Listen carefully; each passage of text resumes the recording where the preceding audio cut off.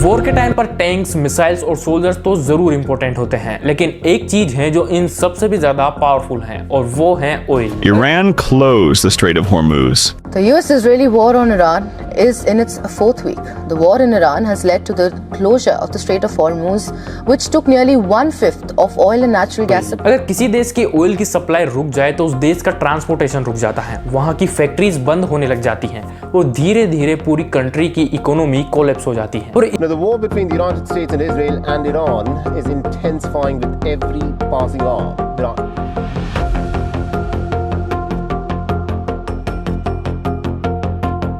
और इसीलिए बड़ी बड़ी कंट्रीज जैसे कि चाइना, यूएसए, रशिया और मिडल ईस्ट की ऑयल पावर, ये सब एनर्जी और ऑयल रूट्स को कंट्रोल करने के लिए एक साइलेंट वॉर लड़ रहे हैं। इस एनर्जी गेम का स्केल इतना बड़ा है कि सिर्फ एक स्टेट टेक्सास अकेला ही $218 बिलियन के एनर्जी प्रोडक्ट्स को एक्सपोर्ट करता है। अगर हम आज के डेट में देखें तो हर कंट्री का इंटरनल सिस्टम सिर्फ एक चीज पर डिपेंड करता है और वो है एनर्जी, चाहे वो ट्रांसपोर्टेशन हो, फैक्ट्रीज हो, लॉजिस्टिक्स हो या फिर मिलिट्री ऑपरेशंस हो। इन सब के लिए एक ही प्राइमरी चीज लगती है और वो है क्रूड ऑयल। अगर हम आसान भाषा में समझें तो अगर किसी देश की ऑयल सप्लाई बंद हो जाए तो उस देश के प्लेन्स उड़ना बंद कर देंगे, वहाँ की फैक्ट्रीज बंद हो जाएंगी और वहाँ का जो प्रोडक्शन है वो रुक जाएगा और जो मिलिट्रीज हैं वो एक जगह से दूसरी जगह पर नहीं जा पाएंगी। और इसीलिए बड़े बड़े पॉलिटिशियंस और इकोनॉमिस्ट ने एक बार कहा था कि oil is the life blood of the modern economy. देखिए, modern globalisation actually oil power transportation पर चलती है। एग्जाम्पल के लिए जैसे स्मार्टफोन है तो स्मार्टफोन अकेला एक जगह पर नहीं बनता है, इसके जो पार्ट्स हैं वो अलग अलग कंट्रीज से आते हैं। देखिए, जो स्मार्टफोन की चिप्स होती हैं वो ताइवान से आती हैं और जो स्मार्टफोन की स्क्रीन्स होती हैं वो साउथ कोरिया से आती हैं और जो इनकी स्मार्टफोन की असेंबली की जाती है वो चाइना के अंदर की जाती है। और ये सब चीजें शिप्स और कार्गो प्लेन से ट्रेवल करती हैं और एक देश से दूसरे देश तक पहुंचाई जाती हैं और ये सारा सिस्टम ऑयल पर डिपेंड करता है। और इसीलिए ऑयल सिर्फ एक फ्यूल नहीं है, ऑयल मॉडर्न इकोनॉमी का बैकबोन बन गया है। और इनफैक्ट यहाँ तक मिलिट्री भी ऑयल पर डिपेंड करती है। देखिए कैसे, देखिए ऑयल जो होता है उससे ही मिलिट्री के कार्गो प्लेन चलते हैं,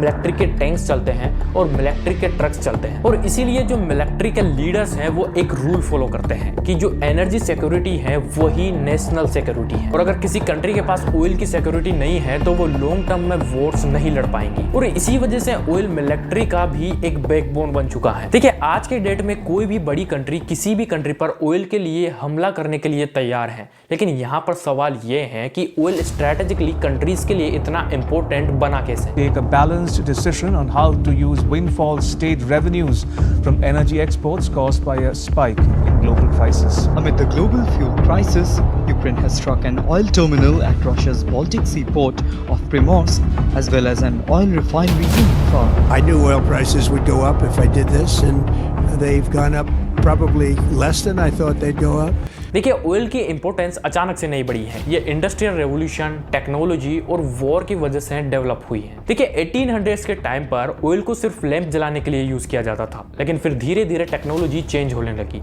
और मशीन्स और इंजन्स डेवलप होने लगे। लेकिन फिर अचानक से कुछ ऐसा हुआ, एक बिजनेसमैन ने ऑयल इंडस्ट्री को पूरी तरीके से चेंज कर दिया और उस बिजनेसमैन का नाम था जॉन डी रॉकफेलर। और इन्होंने स्टैंडर्ड ऑयल नाम की एक कंपनी बनाई और ये कंपनी उस टाइम पर इतनी पावरफुल हो चुकी थी कि रिफाइनिंग, ट्रांसपोर्टेशन और डिस्ट्रीब्यूशन तक ये कंपनी कंट्रोल करती थी। और इसी मोमेंट पर दुनिया को एक इंपॉर्टेंट लेसन मिलता है कि जो ऑयल को कंट्रोल करेगा वो आगे जाके इकोनॉमी को कंट्रोल करेगा। और दोस्तों, यहीं से ही ऑयल एक इकोनॉमिक पावर रिसोर्स बन गया। लेकिन दोस्तों, यहाँ पर एक सवाल खड़ा होता है कि 1990s के बाद ऐसा क्या हुआ कि ऑयल आर्मीज के लिए एक पावरफुल वेपन बन गया। Freedom doesn't happen by accident. It comes at a cost.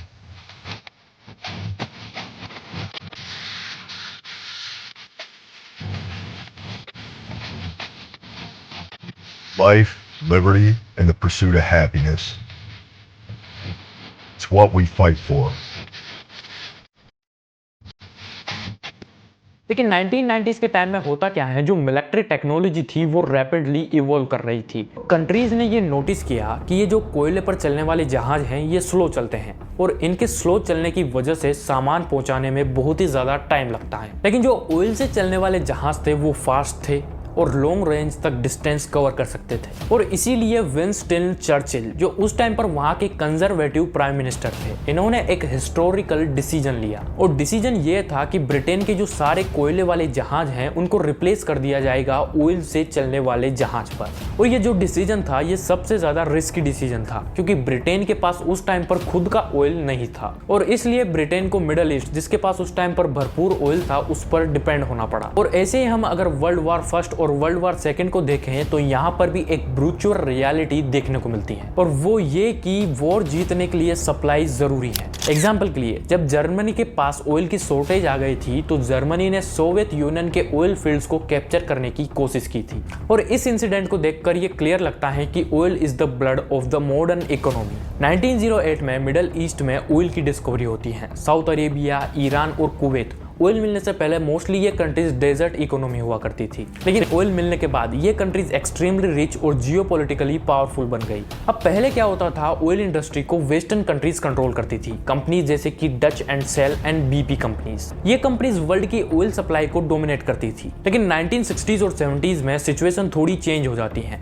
जो ये ऑयल प्रोड्यूसिंग कंपनीज थी, इन्होंने मिलकर एक ऑर्गेनाइजेशन बनाई और उसका नाम था OPEC, organisation of the petroleum exporting countries. और इस ऑर्गेनाइजेशन बनने के बाद से पावर वेस्टर्न कंपनीज के हाथ में से वापस उन कंट्रीज के हाथ में आ गई। लेकिन दोस्तों इसके बाद 1973 में एक बहुत ही डेंजरस चीज होती है। अब देखिए होता क्या है, जो मिडल ईस्ट के ऑयल प्रोड्यूसर्स हैं उन्होंने वेस्टर्न कंट्रीज की सप्लाई रिड्यूस कर दी और इसका रिजल्ट ये हुआ कि ऑयल के प्राइसेस हाई हो गए, इन्फ्लेशन बढ़ गई और ग्लोबल क्राइसिस स्टार्ट हो गया। और इसी इंसिडेंट ने लोगों को ये दिखाया कि ऑयल की सप्लाई ग्लोबल इकोनॉमी के लिए कितनी ज्यादा इंपॉर्टेंट है। और आज भी कार्गो प्लेन्स, ट्रांसपोर्टेशन और पेट्रोकेमिकल ऑयल पर डिपेंड करते हैं। और इसीलिए ग्रीन एनर्जी के आने के बाद भी ऑयल जियोपॉलिटिक्स का सेंटर बना हुआ है। तो यहाँ पर अब सवाल ये है कि वॉर्स और जियोपॉलिटिकल कॉन्फ्लिक्ट्स अचानक से ग्लोबल सिस्टम को डिस्टर्ब क्यों कर देते हैं। देखिए हर दिन दुनिया में 100 मिलियन बैरल से भी ज्यादा ऑयल कंज्यूम होता है और ये ऑयल सिर्फ कार्स और बाइक्स में नहीं होता है। ये ऑयल ट्रांसपोर्टेशन से लेकर इंटरनेशनल ट्रेड और फैक्ट्रीज तक यूज होता है और मिलिट्री ऑपरेशन, फैक्ट्रीज और ट्रांसपोर्टेशन सब कुछ ऑयल पर डिपेंड करता है। और इसका मतलब सिंपल है, अगर ऑयल की सप्लाई चेन डिस्टर्ब हो जाए तो पूरी ग्लोबल इकोनॉमी पर इम्पैक्ट पड़ता है। लेकिन दोस्तों यहाँ पर एक और इम्पोर्टेंट रियलिटी है, ऑयल पूरी दुनिया में इक्वली डिस्ट्रीब्यूटेड नहीं है। ऑयल मेनली कुछ ही रीजन्स के पास हैं, जैसे कि मिडल ईस्ट और ओपेक कंट्रीज। एग्जांपल, वर्ल्ड का टोटल ऑयल रिजर्व लगभग 1.57 ट्रिलियन बैरल्स हैं और इनमें से 1.24 ट्रिलियन बैरल्स ओपेक कंट्रीज के पास हैं। मतलब दुनिया का मेजर ऑयल सप्लाई कुछ ही कंट्रीज पर डिपेंड करता है। और यहीं से ही एक बड़ी प्रॉब्लम स्टार्ट होती है। अगर किसी कॉन्फ्लिक्ट की वजह से या फिर जियोपॉलिटिकल टेंशंस की वजह से इन ऑयल प्रोड्यूसिंग कंट्रीज और इनके रूट्स में कोई डिस्टर्बेंस आया तो ऑयल सप्लाई डिस्टर्ब हो जाएगी और इसी वजह से जो ग्लोबल इकोनॉमी है वो रिस्क में आ जाएगी। देखिए ऑयल का एक ग्लोबल सप्लाई चेन होता है। पहले तो ऑयल को ऑयल फील्ड से निकाला जाता है और फिर पाइपलाइन के जरिए शिप्स, टैंकर्स तक पहुंचाया जाता है और फिर शिप्स के जरिए उन टैंकर्स को रिफाइनरीज तक पहुंचाया जाता है और वहां पर ऑयल को रिफाइन किया जाता है और फिर ऑयल रिफाइनरीज से पेट्रोल पंप तक ऑयल को पहुंचाया जाता है। और अगर इस चेन का कोई भी पार्ट ब्रेक हो जाए, जैसे ऑयल फील्ड पर अटैक हो जाए, पाइपलाइन डैमेज हो जाए या फिर शिपिंग रूट्स अनसेफ हो जाए, तो ऑयल सप्लाई इमीडिएटली डिस्टर्ब हो सकती है। और क्योंकि पूरी ग्लोबल सप्लाई ऑयल पर डिपेंड करती है तो मार्केट इंस्टेंटली रिएक्ट करता है। और ऑयल सिर्फ रिसोर्स नहीं है, ये ग्लोबल इकोनॉमी का बैकबोन है और जियोपॉलिटिक्स का एक सेंसिटिव एसेट है। और जब भी वॉर्स या जियोपॉलिटिकल कॉन्फ्लिक्ट्स होते हैं तब कंट्रीज सिर्फ सोल्जर्स या हथियारों से वॉर्स नहीं लड़ती हैं, बहुत बार एनर्जी सप्लाई खुद ही एक वेपन बन जाती है। तो दोस्तों यहाँ पर अब सवाल ये है कि डोमिनेट कंट्रीज वॉर्स के टाइम पर ऑयल को एज अ वेपन यूज कैसे करती हैं। सो इसके पीछे कुछ 5 स्ट्रैटेजीज हो सकती हैं। नंबर 1 स्ट्रैटेजी हो सकती है supply control. Energy exporting countries अपनी प्रोडक्शन और एक्सपोर्ट कंट्रोल करके जियोपॉलिटिकल प्रेशर क्रिएट कर सकती हैं। अगर oil producing countries production reduce कर दें तो ग्लोबल सप्लाई कम हो जाती है और इसका रिजल्ट ये होता है कि ऑयल प्राइसेस इंक्रीज हो जाती हैं, इंपोर्टिंग कंट्रीज की इकोनॉमी प्रेशर में आ जाती है। इसीलिए एनर्जी एक्सपोर्टिंग कंट्रीज कभी कभी ऑयल सप्लाई को पॉलिटिकल लेवरेज की तरह भी यूज करती हैं। स्ट्रैटेजी नंबर 2 है energy dependency. Global energy system में एक इंपॉर्टेंट कंसेप्ट होता है और वो है एनर्जी डिपेंडेंसी। बहुत सी कंट्रीज खुद एनर्जी प्रोड्यूस नहीं करते हैं, उन्हें ऑयल और गैस इंपोर्ट करना पड़ता है। अगर इंपोर्टिंग कंट्रीज किसी स्पेसिफिक सप्लाई पर डिपेंड हो जाए तो सप्लायर कंट्री को स्ट्रेटेजिक इन्फ्लुएंस मिल जाता है। वॉर या कॉन्फ्लिक्ट के टाइम पर एनर्जी सप्लाई को रिड्यूस करके प्रेशर क्रिएट किया जाता है और इसीलिए कंट्रीज हमेशा ट्राई करती हैं कि अपनी एनर्जी सोर्सेस को डाइवर्सिफाई करें, स्ट्रेटेजिक रिजर्व बिल्ड करें और अल्टरनेटिव सप्लायर्स डेवलप करें। और नंबर 3 है ट्रांसपोर्ट रूट्स को कंट्रोल करना। देखिए, ऑयल और गैस सिर्फ प्रोड्यूस होने से मार्केट तक नहीं पहुंचते हैं, उन्हें ट्रेवल करना पड़ता है पाइपलाइन के थ्रू, टैंकर शिप्स के थ्रू और LNG टर्मिनल्स के थ्रू। अगर वॉर के टाइम पर शिपिंग रूट्स या पाइपलाइन डिस्टर्ब हो जाएं तो सप्लाई चेन ब्रेक हो सकती है और इसीलिए स्ट्रेटेजिक लोकेशंस जैसे कि नैरो सी रूट्स, पाइपलाइंस और एनर्जी चोक पॉइंट्स जियोपॉलिटिक्स में एक्सट्रीमली इंपॉर्टेंट माने जाते हैं। कंट्रीज कभी कभी इन रूट्स को कंट्रोल करके एनर्जी फ्लो को इन्फ्लुएंस करने की स्ट्रेटेजी का यूज करती हैं। और नंबर 4 है एनर्जी अलायंसेस। एनर्जी कंट्रोल सिर्फ कॉन्फ्लिक्ट क्रिएट नहीं करता है बल्कि अलायंसेस भी क्रिएट करता है।